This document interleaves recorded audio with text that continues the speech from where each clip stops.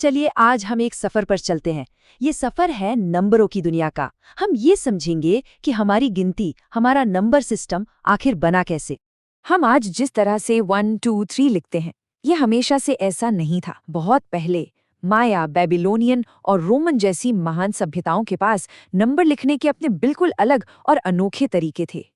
तो सवाल ये है कि इन उलझे हुए निशानों से लेकर आज के इतने आसान 0 से 9 तक का सफर ये तय कैसे हुआ। दरअसल ये पूरी कहानी एक एक करके मुश्किलों को सुलझाने की है, जिसने हमारी समझ को बढ़ाया कि एक नंबर असल में क्या क्या हो सकता है। तो चलिए कहानी को बिल्कुल शुरू से शुरू करते हैं, इंसान की सबसे पहली और सबसे बुनियादी जरूरत के साथ, गिनने की जरूरत। ये वो सबसे पहले नंबर हैं जिन्हें हम सब सीखते हैं, 1, 2, 3, 4। इन्हें ही नेचुरल नंबर्स या प्राकृत संख्याएं कहते हैं। ये हमें बताते हैं कि हमारे पास कोई चीज कितनी है, जैसे 3 सेब या 5 किताबें। ये गिनती की बिल्कुल पहली सीढ़ी है। उस जमाने में समस्या बहुत सीधी थी, मेरे पास कितनी भेड़ें हैं या मेरे परिवार में कितने लोग हैं। तो इसे सुलझाने के लिए हमारे पूर्वजों ने एक आसान तरीका निकाला।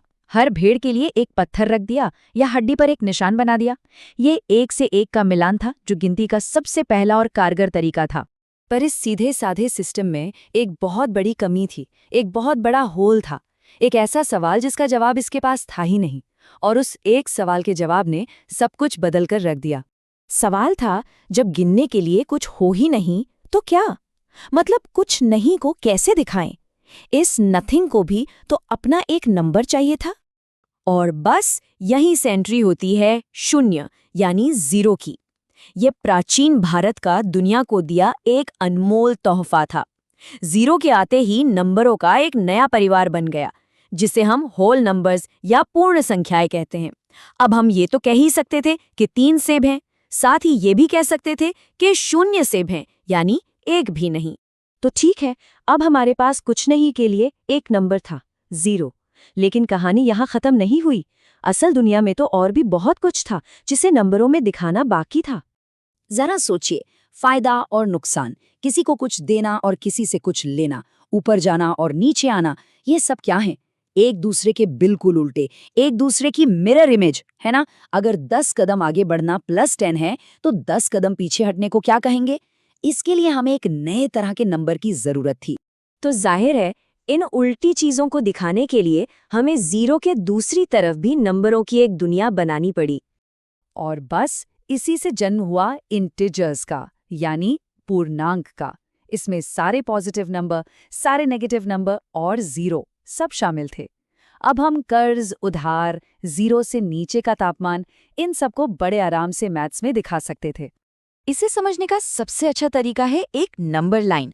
हर जोड़ का मतलब है उस लाइन पर आगे की तरफ कूदना, और हर घटाव का मतलब है पीछे की तरफ कूदना। कितना आसान हो गया सब कुछ। तो अब हमारे पास 0 है, पॉजिटिव नंबर है, नेगेटिव नंबर है, लेकिन क्या कहानी पूरी हो गई? बिल्कुल नहीं। अब आती है अगली मुश्किल।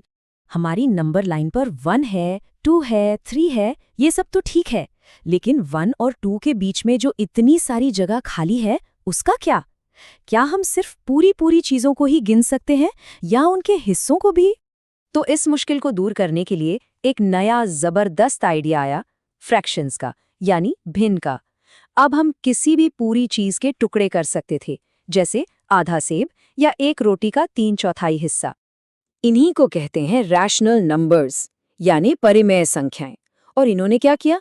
इन्होंने हमारी नंबर लाइन पर जो इंटीजर्स के बीच खाली जगह थी ना, उसे अनगिनत छोटे छोटे पॉइंट से भर दिया। अब हम सिर्फ 3 नहीं, बल्कि 3.5 या 3.25 भी कह सकते थे। तो अब जो तस्वीर बन रही है वो बहुत मजेदार है। ये ऐसा है जैसे एक के अंदर एक डब्बे रखे हों। सबसे छोटे डब्बे में है नेचुरल नंबर्स, वो डब्बा रखा है होल नंबर्स के डब्बे में, वो वाला डब्बा इंटीजर्स के और भी बड़े डब्बे में है, और ये सारे डब्बे रखे हैं सबसे बड़े रैशनल नंबर्स के डब्बे के अंदर।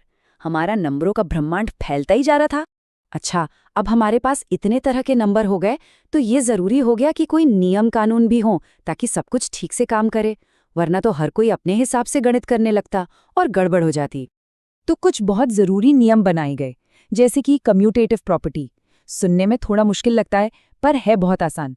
इसका मतलब बस इतना है कि 2 में 3 जोड़ो या 3 में 2, जवाब एक ही आएगा। क्रम बदलने से कोई फर्क नहीं पड़ता। ये सुनने में भले ही छोटी बात लगे, पर इन्हीं जैसे नियमों पर पूरे गणित का ढांचा खड़ा है। और इसी तरह गुणा करने के भी साफ साफ नियम हैं कि कब प्लस होगा कब माइनस। इससे ये पक्का हो जाता है कि चाहे कोई भी हिसाब लगाए, जवाब हमेशा एक ही और सही आएगा। तो कहाँ भेड़ों को गिनने की एक सीधी साधी जरूरत से शुरू हुई ये कहानी, और कहाँ हम ब्रह्मांड के बड़े बड़े राज सुलझाने तक पहुंच गए। ये नंबर, ये सच में हमारी दुनिया को समझने की एक भाषा बन गए हैं। तो हमने देखा कि कैसे हर मुश्किल का हल निकालने के लिए नंबरों की दुनिया बड़ी होती गई। हमने अपनी नंबर लाइन को पूर्णांकों और अनगिनत भिन्नों से भर दिया है। लेकिन क्या अब उस लाइन पर कोई भी जगह खाली बची है, या अभी भी कोई रहस्य है जो पकड़ा नहीं गया? यही वो सवाल है जो आज भी गणितज्ञों को सोचने पर मजबूर करता है और नंबरों की इस कहानी को हमेशा के लिए आगे बढ़ाता रहता है।